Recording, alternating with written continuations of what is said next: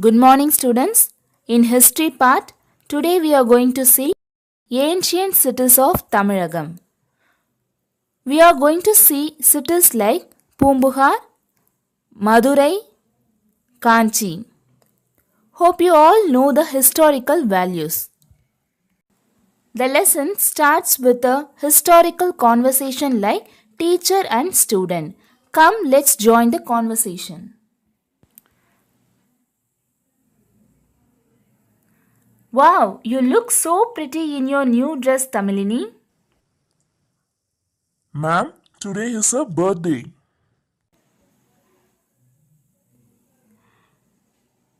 Wish you a happy birthday, Tamilini. Many more happy returns of the day. Thank you, ma'am. Okay, children, shall we start today's class from Tamilini's birthday? How come, ma'am? What is the connection between Tamilini's birthday and today's class? There is. I shall come to that later. Let us stand up and wish her first. Happy birthday, Tamil.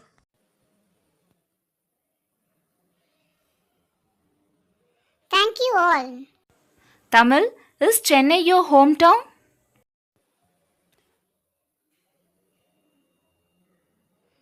No, ma'am. My hometown is Kadavur, near Karur. Good. Do you have the habit of visiting your hometown? Yes, ma'am. Every summer I visit my hometown. Excellent. Can you tell me the difference between Kadavur and Chennai?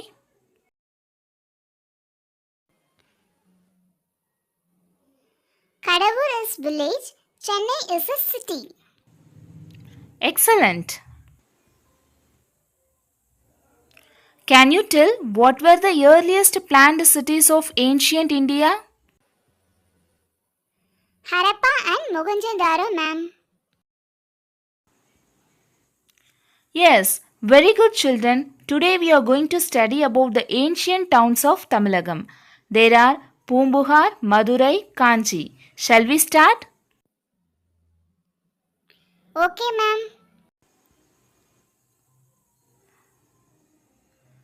See, we have started today's lesson with Tamilini's birthday. Yes, ma'am. Like Harappa and Mohenjo-daro in ancient India, there were famous towns in ancient Tamilagam too.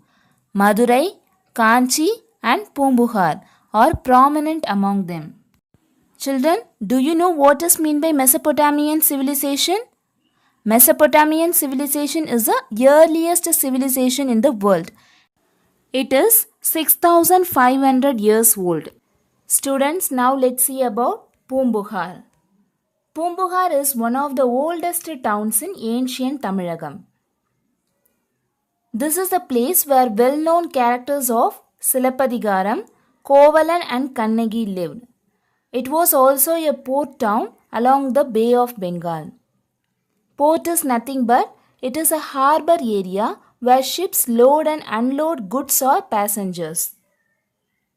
The ports were established for facilitating maritime trade. Children, maritime trade is a kind of trade that involves the transport of goods through the sea using ships. Pumbuhar is one such historic port that emerged in the wake of increasing maritime trade.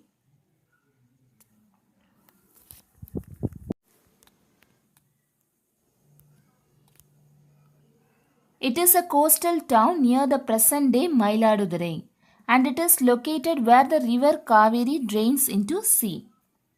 Import the scarce commodities by sea. Students, even in times past, countries began to export their surplus products and import the scarce commodities by sea. Exports means something that is sent to another country to be sold. Import means a raw material or finished product that is brought into a country from abroad. Here, the word surplus means a surplus can refer to a host of different items, including income, profits, capital, and goods. Scarce means they are importing the insufficient products by sea. So here they are exporting the surplus products, means they are exporting the extra product from their country. Importing the scarce commodities means they are importing the insufficient products by sea.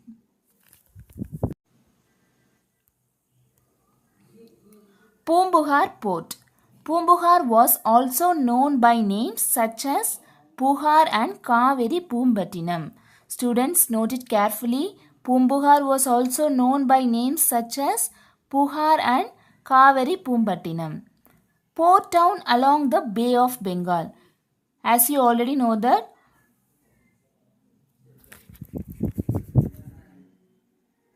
it was also a port town along the Bay of Bengal.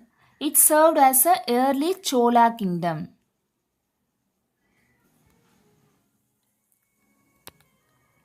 One of the popular Sangam literature, Pattinapalai, Tamil epics, Silapadigaram and Manimegalai. These Tamil epics reference to the brisk sea-borne trade. Sea-borne trade is nothing but transported by ship over the sea. Silapadigaram speaks about the greatness of Pumbuhar.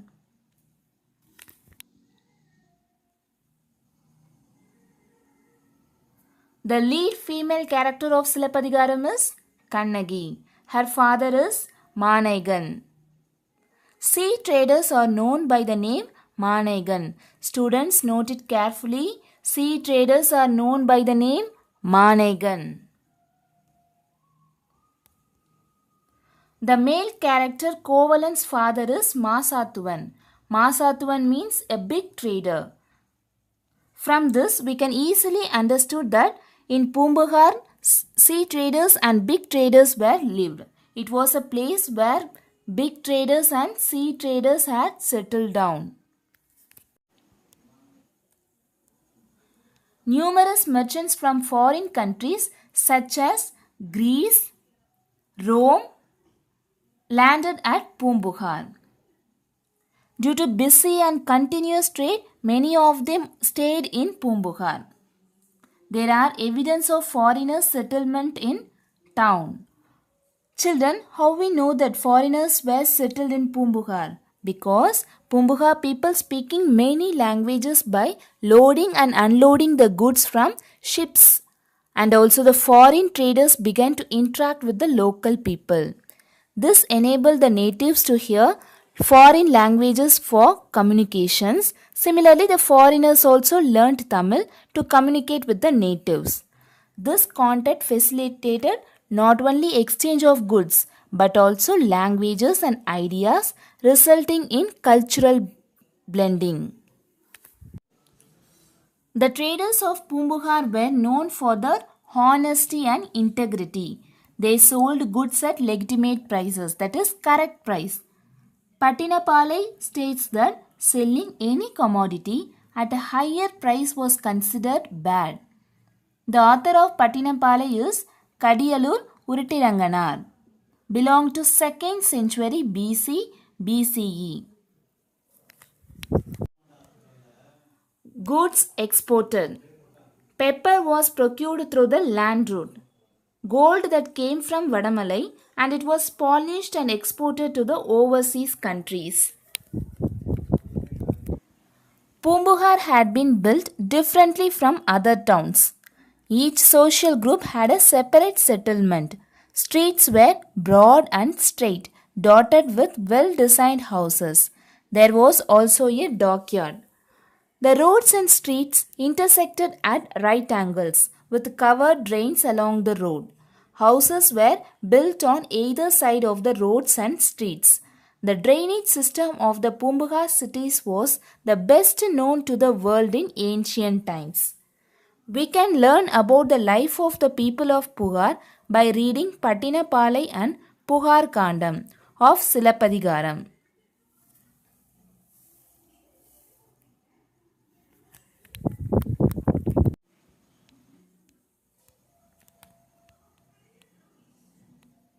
Puhar was a busy port up to 200 AD CE. It might have been either washed away by sea or destroyed by a big shore waves. The remains of the destruction can still be seen in the present Pumbugar town. Now let's see about Madurai. Madurai has been one of the oldest cities in India. It can be understood from the Sangam Valartha Nagaram. Pandyas, the Cholas, and the later Kalabras ruled Madurai in the ancient period. During medieval times, later Cholas and later Pandyas, followed by the Nayaks, ruled this historic town. This has been resulted in cultural blending. Trade flourished, and evidence for this has been unearthed in archaeological excavation done in Kiradi near Madurai.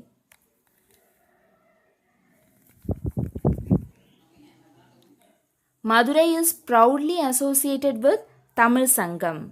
49 poets were associated with the last Sangam. Hagil, fragrant wood, was brought from Port Tondi to Madurai. King Solomon of ancient Israel imported pearls from Wuvari.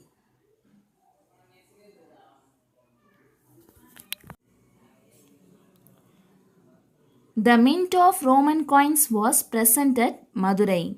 The coins of other countries were also minted at Madurai.